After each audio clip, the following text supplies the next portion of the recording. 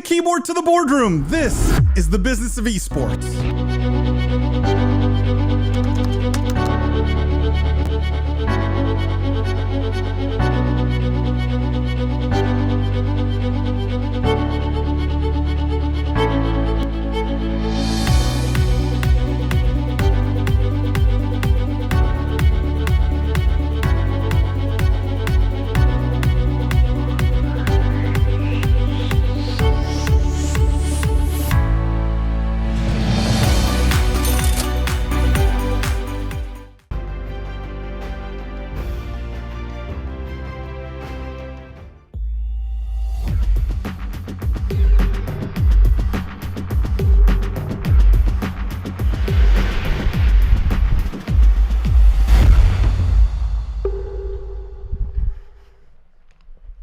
Okay, and we are back for another brilliant panel discussion with an esteemed bunch of panelists, which I'll introduce in a moment. I just want to say, if there are any of you guys in the audience that would like translation modules, just to let you know, they are situated on the outskirts of this very awesome event arena. So if you need one of those, please do not waste any time and go and grab one now. So that's logistics. Onto the subject matter of today's panel, which is all about doing things differently and business model innovation. Now, game revenue models are evolving. I think it's fair to say that, it's impacting the life cycle of games as well as the actual gameplay mechanics and revenue models. And that's what we're here to discuss on stage today. And as the traditional boundaries between games, media, sports, and communications blur and disappear, the business models and partnerships that really underpin the gaming and esports industry evolve. That's really what we want to be the focal point of this discussion. So on that note, I'm going to introduce my lovely panelists. We have Abdulaziz Baeshen, Paul the Prophet Dawalibi, Grant Johnson, Kishan Deepak Palija, and Yannick Theler. Thank you guys. How are you? Good. All right, it's good to have you here. We haven't got loads of time, so I'm going to dive straight in. Abdulaziz, I'm going to come to you first. As Assistant Minister for Sport and Sport Affairs for the Ministry of Sports here in Saudi, how is Saudi's Ministry of Sports approaching esports, and how is this sector feeding into the gaming ecosystem? Okay, well, first of all, I'd say that we're taking the sector very seriously, and probably us being here today is a showcase of that. Looking at the free-to-play model and this sector specifically, I'd say we're looking at games that mature into sports. And as a regulator, the Ministry of Sports is very interested in ensuring competition is done at the highest levels and working with the Esports Federation to kind of regulate that ecosystem. Yeah, so is this kind of a new trajectory? How long have you been really pursuing this esports sports combination? I think we picked up on it, maybe 4 or 5 years ago, and the fruits of that labor is what we see here today, and it's going to be ongoing. We're not going to stop here, and we're going to keep going forward. Yeah, well, talking about the fruits of your labor, we've just seen the end of Gamers 8, which is, on epic proportions when it comes to gaming events. Why, I know we've been speaking a lot about this over the course of today, but it'd be great to hear from you. Why was this just such an important and an event of such magnitude for this region? It's safe to say that the youth here are engaging in esports and gaming in general. So we're not going to shy away from embracing that culture. We're going to regulate it, we're going to promote it in the right way. And I think as a Ministry of Sports, we look into that area. The Gamers 8 was great with over 1 million visitors, and I think we aim for more. Yeah, so it's really almost a knee-jerk reaction to the industry. You've got the Gen Zs, the young people, getting them involved and really finding a way to keep them entertained and bring them into the sector. Yeah, that's correct. And we're not just doing the Gamers 8, that's probably a start. There's probably more to come, but I'd leave that, with maybe Prince Faisal at some point. Left us with that cliffhanger there. Okay, Paul, I'm coming over to you. I've got to ask Paul, where does the nickname Paul the Prophet come from?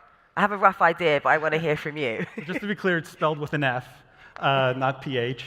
But I host what is like the biggest gaming and esports industry podcast in the world, the Business of Esports. Everyone should go subscribe to that. But I talk about things on the podcast, and years later they tend to come true. And so people got to calling me the prophet because I see the future. Like the oracle. And so that's where the name's from. Oh, interesting. I have been wondering. That is not what I was thinking, so I'm glad you covered that up. So you're a technology entrepreneur, you're an investor, you've got over 20 years of experience in venture capital and startup experience, like you just mentioned. You run one of the largest esports events in the world.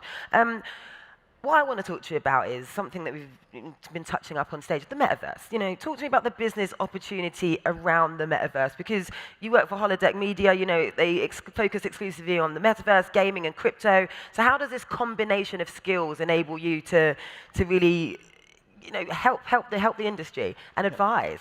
So I called my company Holodeck, so for Star Trek fans or nerds in the audience, you'll know I believe in a metaverse future. But I want to tie back to business models because I think it's interesting where the metaverse fits into that and where sports fits into that. And I think the commonality between the two is I hate that in the gaming and esports industry, we are allowing ourselves to be anchored by anything in the real world, by anything. Whether it's traditional sports or like I heard on the metaverse panel earlier, hey, we should be thinking about building more like an alternate version of our current reality. I think this is thinking way too small. Whether it's and especially in terms of business model innovation, how can we be selling people things that have no connection to the real world whatsoever, right? It's cool to put on an esports event and sell popcorn and chips, but I think then we're anchoring ourselves in traditional kind of traditional sports business models, traditional business models in general, when we could be doing 100 things differently. Yeah, so you're talking about maybe just rewriting the script a little bit. Talk to me about what you would like to see. The people in this room who are under 25, if there are, will spend 10 years of their life plugged into a metaverse. 10 years. I don't want that metaverse to be just another version of the world I live in, right? Why stop ourselves at these artificial boundaries? It should be something that we can't even conceive of. There should be no real-world architecture. There should be no real-world goods.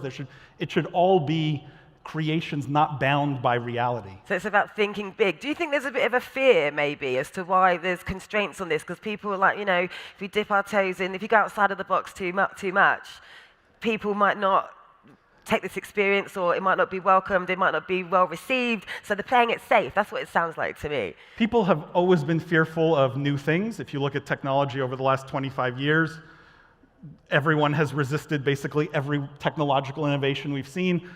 Everyone who has resisted has been wrong. And so the question is, do you want to be wrong or do you want to be right? If you resist, you're wrong. If you don't, you're right. So it's pretty black and white in my opinion. I do still think there's that fear. As someone I work in the consumer tech industry quite a lot, that just things from folding phones to the companies scared to really put devices out into the forefront because they're thinking, if we spend the money, we're not quite sure if we're going to make any money back. So until someone does it, and then you get that domino effect of everyone following suit. So which is something Grant and I were talking about. Which brings me on to you, Grant. How are you? I'm well, thank you. All right, so you're the chairman and CEO of the Esports Entertainment Group in Canada. Now, we've been talking a lot about macro and micro investment, but what can the rest of the world learn from Saudi's approach to esports? Yeah, I got to say, I really enjoyed the opening speech this morning with His Highness and all the government dignitaries. It was really refreshing to see that the government's taking a hands-on approach and helping the industry, because I can assure you that is not the case in the North American market. We're a U.S. company. I happen to live in Canada, but we're based in the States with offices all through Europe, and I've never seen anything like that.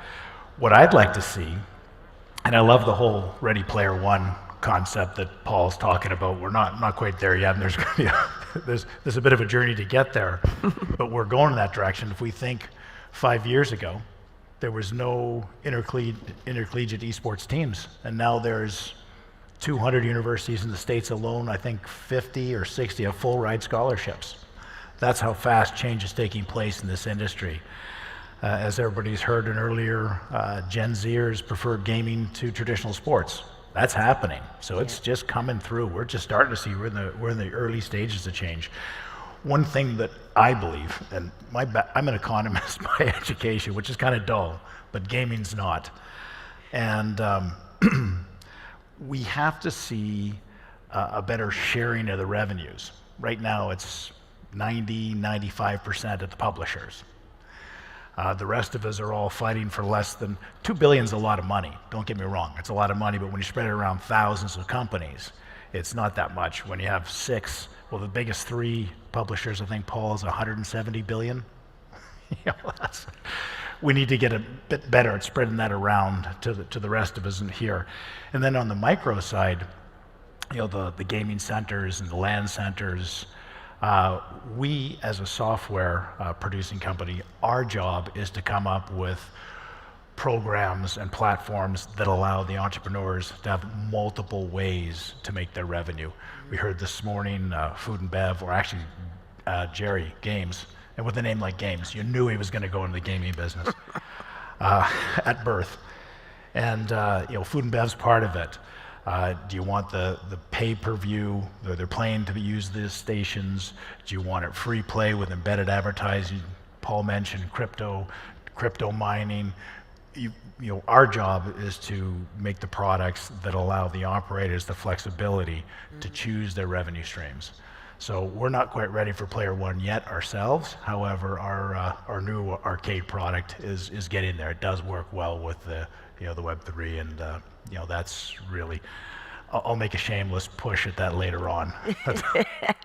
I'll pass. So it's interesting that you say, this kind of this financial disparity. Like, what do you identify as, the main hurdles to this happening? Because it seems like a no-brainer. Share the love, everyone eats at the table, why not? Obviously, greed plays a massive part in that, but what do you identify as, being the biggest?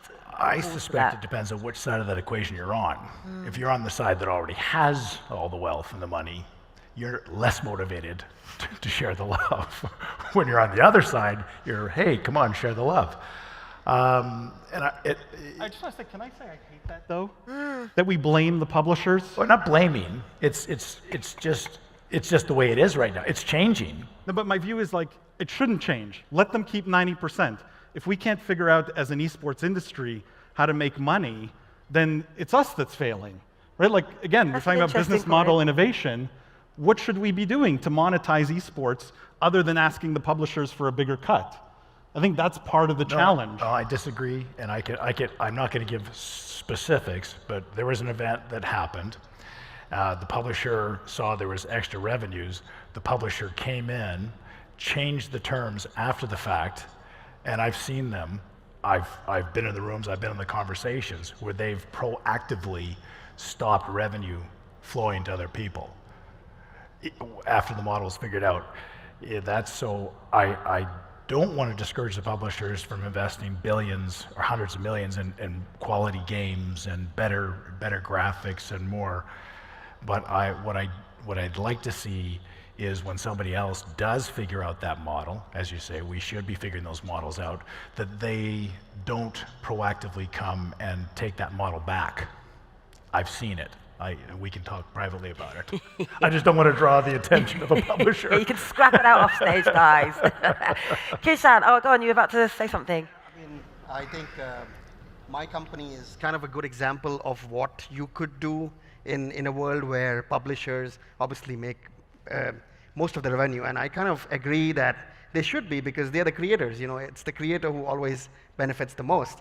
But then how do you benefit being on the side, looking at the sidelines? So what we do essentially is we have retail stores, and we also have the largest distribution network here in the Middle East. I have 35 stores across 6 countries, and we've also opened our first store in Riyadh, in Riyadh Park, and we're going to open many more over the next few years. So what we essentially realized sometime 10 years ago that earlier in the past, the games used to be physical, right? And you could just go to a store, buy them, and play them. And then we realized it's all going to be digital. So where do we fit in? And believe me, 10 years ago, every second conversation with a person I would sit with would be, are you going to survive? What are you going to do? What are you going to do with, are you going to be relevant? And that's when we made the change, right? So what we did was we totally changed the store mix where we were relying 50-60% on physical game sales.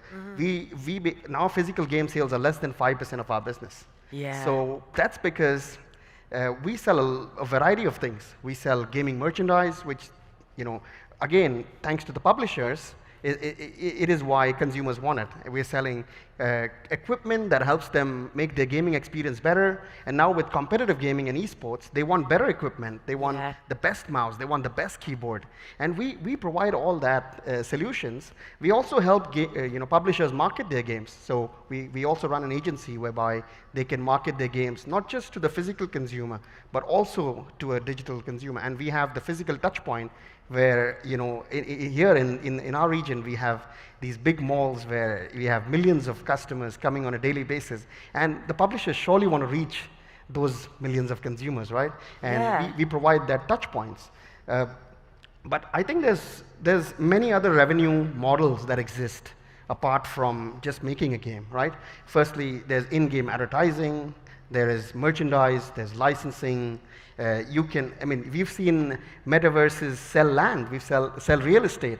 Look at how the business has evolved, right? 20 years ago, you would buy a game, you would make a game, you would sell it, you would make your money, and that's it. Yeah. But now, you keep developing that game. That games keep getting better. More consumers, more fans. Yeah. We're getting more quality content, right? So I think the fact that these publishers make so much money is actually bringing that content. It's bringing that creativity. It's creating a load of different opportunities and revenue streams. Yeah, and I run an esports team as well. So we have 75 players across the region, a lot of them from Saudi Arabia as well, but we have players across the region. And I'm with you on that. It's difficult to make money, right?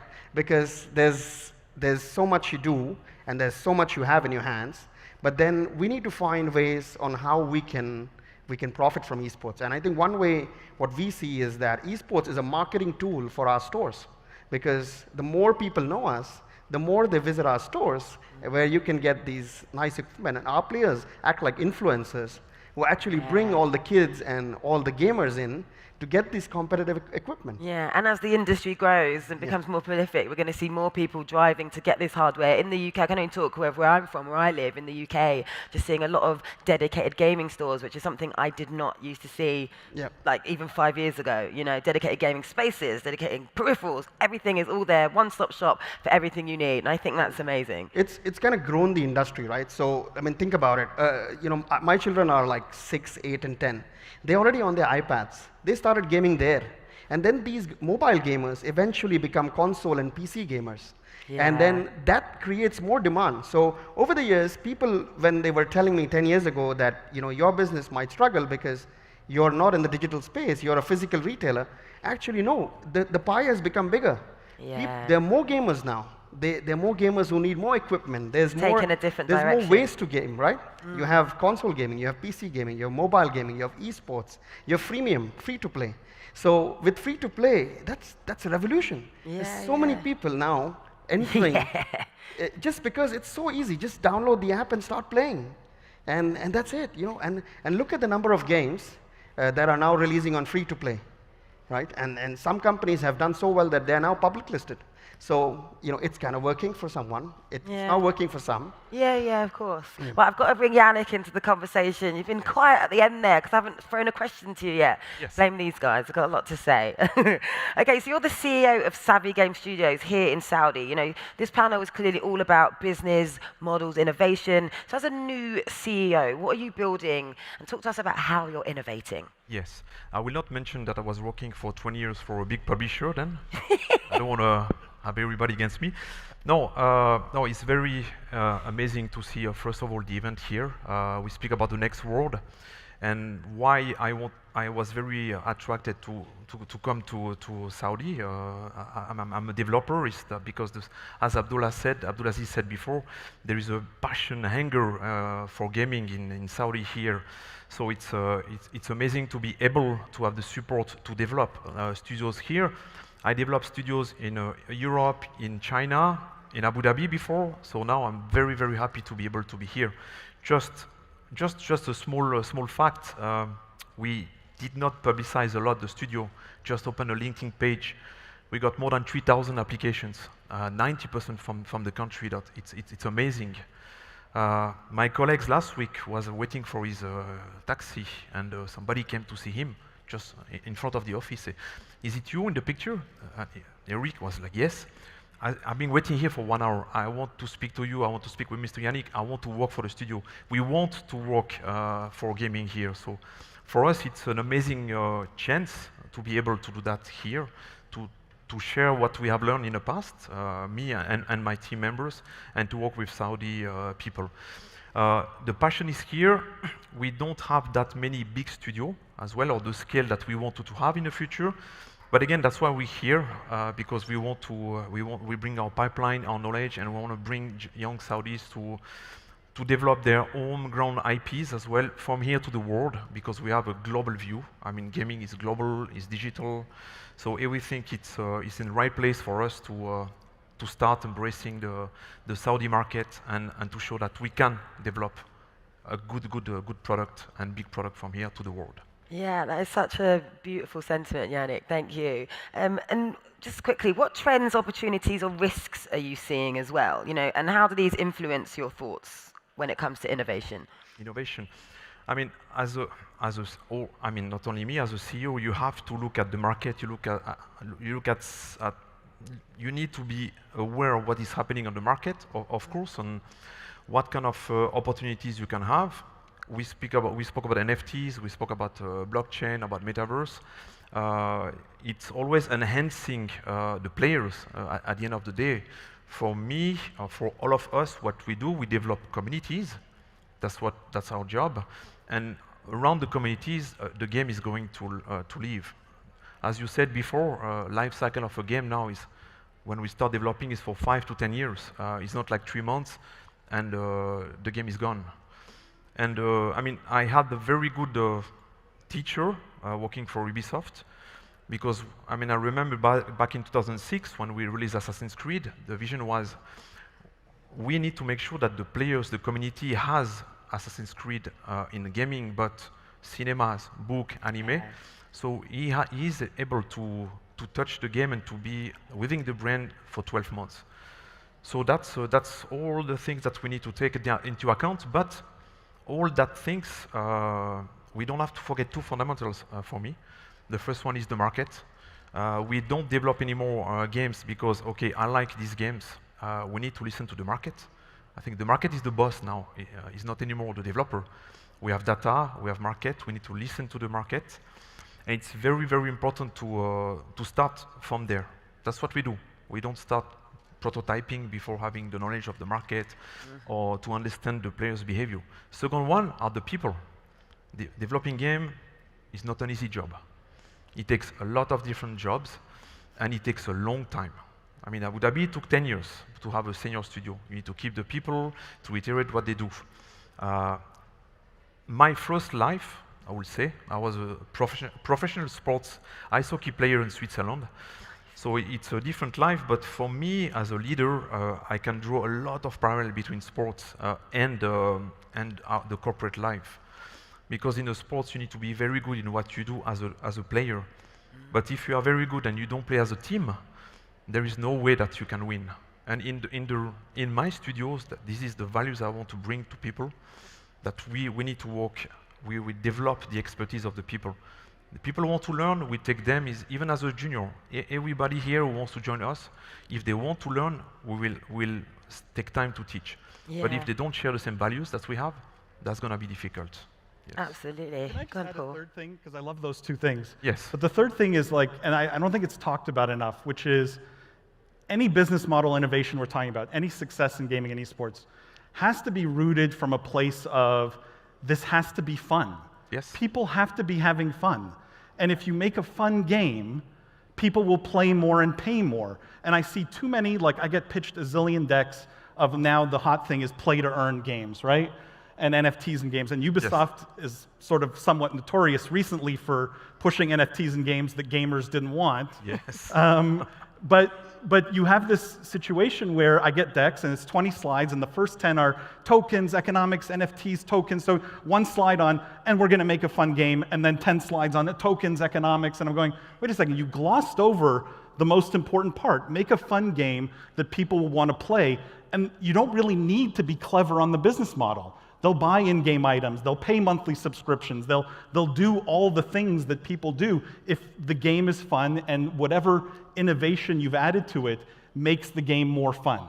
If the idea is to extract another dollar from the player, I think this is the wrong mentality. No, that's I why agree. it's a good point. It's the content. At the end of the day, we need to build content for the player, and if they like the content and we feed with content, that's where they are going to stay. Yeah. And after, I mean, all these NFTs, I think it can be good, but it's a means for the player to enhance what he has done, for example. Yep. But the core is the game. Yep. We need to develop product.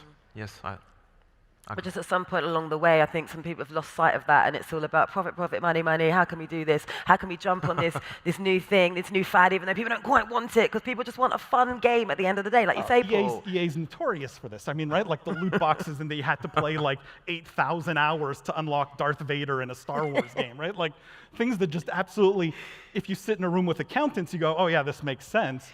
Yeah, but on paper. If you don't talk to the gamers, you don't play the games, you lose sight of what's actually important. Yeah, that's a really good point. I just want to fire my last question to you, Abdulaziz. So based on all this, on a regulatory side, what markets or forms of gameplay, be it competitive, free-to-play, are proving more popular than others? What are the routes that you're seeing worth pursuing? If we look at the free-to-play model in games, specifically stuff like League of Legends, Overwatch, Dota 2, Counter-Strike, they've seemed to have withstood the test of time.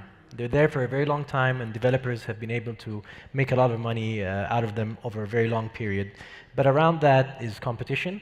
So when we look at esports, these games are all highly competitive, based on teams mostly, and organizations kind of evolve around them.